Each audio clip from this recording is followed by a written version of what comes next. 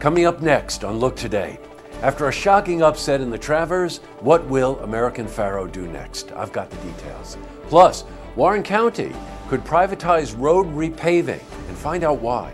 And if you're planning on traveling this upcoming weekend, you will find some relief at the gas pumps. The numbers continue to fall. I've got it all ahead on Look Today.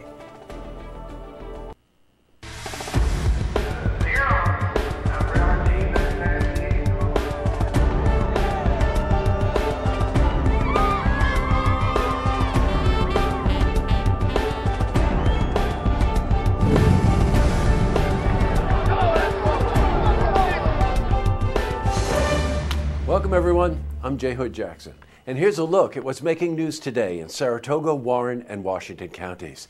Well, in our lead story, shortly before 6 p.m. on Saturday, 50,000 people stood wondering what they had just witnessed at the Saratoga Racecourse.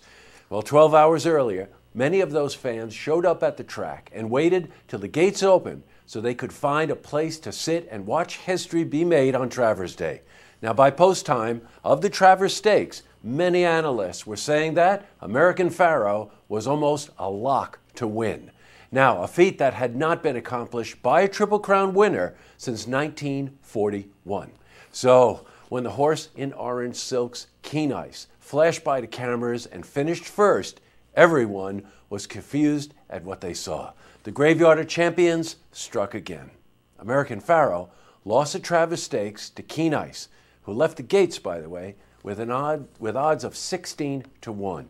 Now, as Pharoah came back around the track, fans stood up and applauded, and owner Ahmed Zayat questioned whether or not he should have brought the horse to Saratoga or retire him.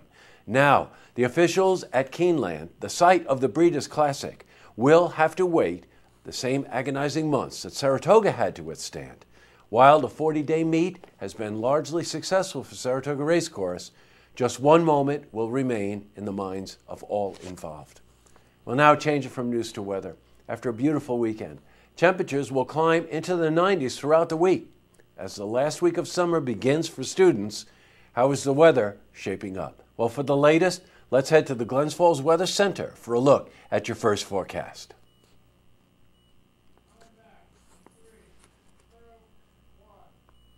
Well, back to the news. Well, officials in Warren County are considering privatizing road paving operations in the near future. That's because the machine that the county currently uses is 10 years old and has had mechanical issues that have made it inoperable for the past few weeks. Now, a replacement machine would cost $300,000. Well, residents have complained about the quality of the roads and the quality of the paving. Stony Creek Superintendent Neil Bradley used Hadley Road as an example after he saw the new pavement peeling off the road just hours after being put down.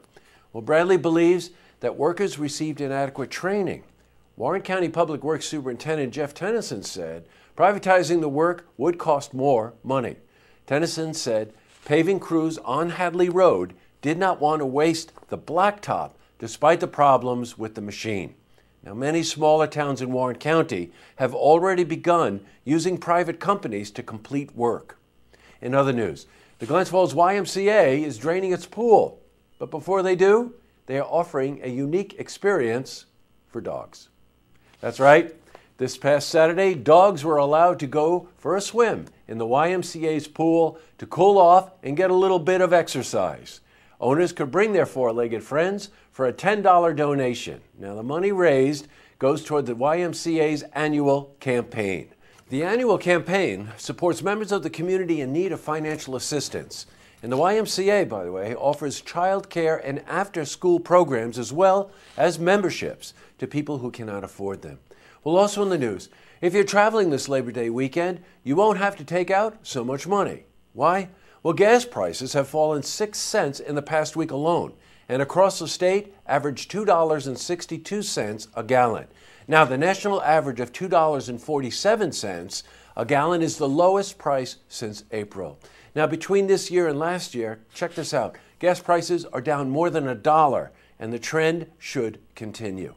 Well, still to come, as the summer winds down and schedules change, it's important for you and your kids to stay healthy as you head back to school.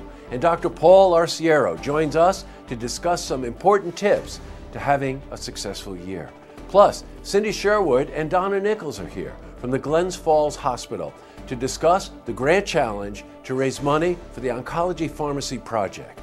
But first, if you see news happening, you want to share a story idea, or join us for an interview, give us a call on the hotline.